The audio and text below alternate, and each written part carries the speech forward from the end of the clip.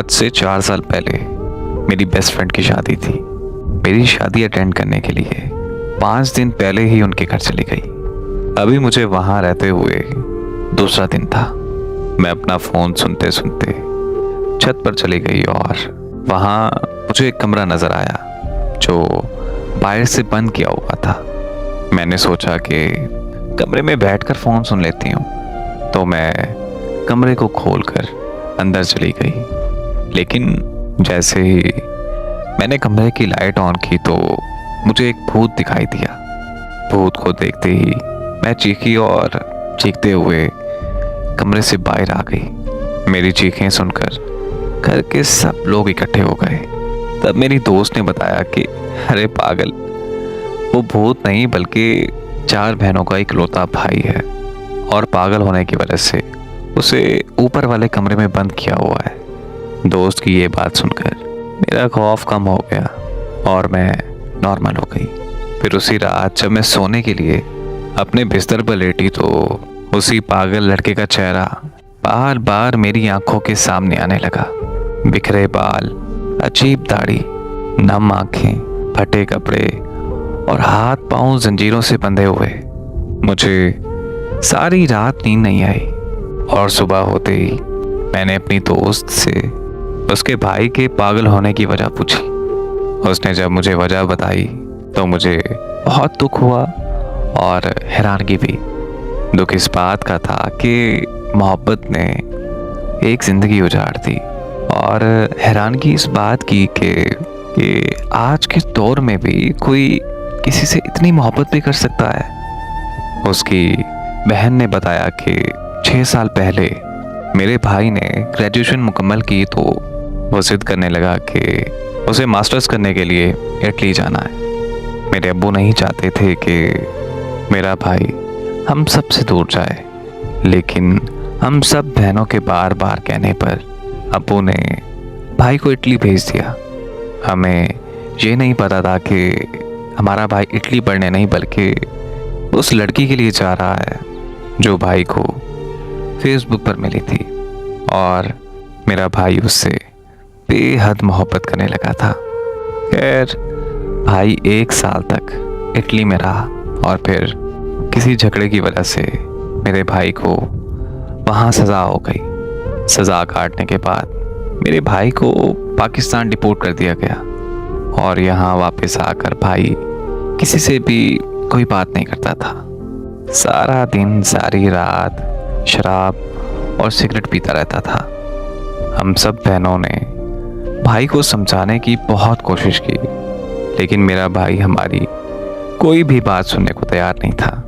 मेरा भाई दिन ब दिन पागल होता गया और अपने आप को नुकसान पहुंचाने लगा। और एक दिन ऐसा आया जब मेरा भाई पूरी तरह पागल हो गया।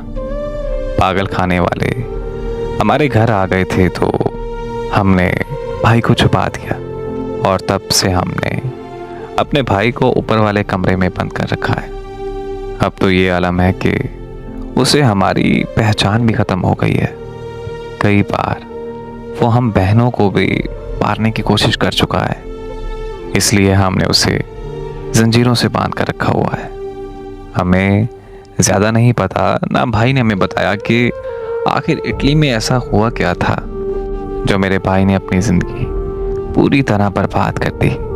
बस उसके वहाँ के दोस्तों ने बताया कि भाई इटली में एक पाकिस्तानी लड़की से मोहब्बत करता था, लेकिन उस लड़की ने मेरे भाई के साथ धोखा किया, उससे बेवफाई की और मेरे भाई को छोड़कर किसी और से शादी कर ली।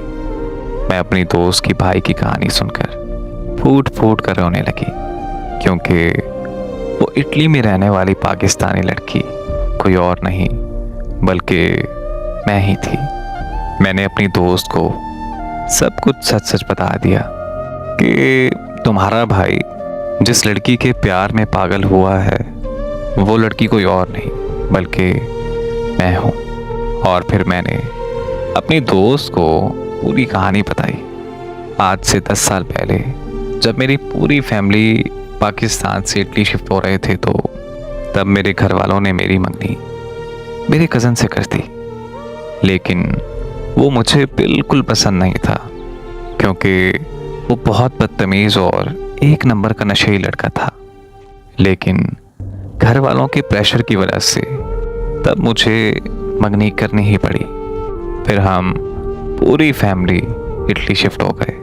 3 साल बाद जब मेरे इटली के कागज़ बन गए तो मेरी फैमिली ने मेरी शादी की प्लानिंग शुरू कर दी, ताकि शादी के बाद मेरा कज़न भी इटली शिफ्ट हो सके। लेकिन मैंने शादी से साफ साफ इनकार कर दिया, और बल्कि उससे अपनी मंगनी भी तोड़ दी। तब मेरे घर वाले मुझसे शदीद नाराज़ हो गए और उन्होंने मुझसे बात करना बिल्कुल बंद कर दी। उन दिनों में मैं बस अपने कमरे में बंद रहा करती थी। सारा दिन फेसबुक इस्तेमाल करती रहती थी। फेसबुक पर एक ग्रुप था जिसमें मुझे किसी ने ऐड कर दिया, और उस ग्रुप में तुम्हारा भाई बहुत अच्छी शायरी करता था। मैं उसकी शायरी बेहद पसंद करती थी। वहीं से तुम्हारे भाई के साथ मेरी बात होना शुरू हो गई। फेसबुक पर इसका नाम और बाकी डिटेल सब गलत थी, और इसने मुझे यही बताया था कि वो लाहौर में रहता है। 1 साल तक हम बहुत अच्छे दोस्त रहे, और फिर उसके बाद इसने मुझे प्रपोज कर दिया। तो मुझे भी इससे बेहद मोहब्बत हो गई थी, और मैंने भी इसे हाँ कर दी। मैंने अपने घर वालों से बात की तो उन्होंने एक शर्त रख दी कि अगर ये खुद इटली आ जाए तो हम शादी कर देंगे। फिर कुछ महीनों बाद स्टडी वीज़े पर इटली आ गया, और तब इसने मुझे सब कुछ सच सच बता दिया कि ये लाहौर से नहीं बल्कि मेरे शहर गुजरात में ही रहता है, और ये मेरे उस कज़न का दोस्त है जिससे मैंने अपनी मंगनी तोड़ी थी।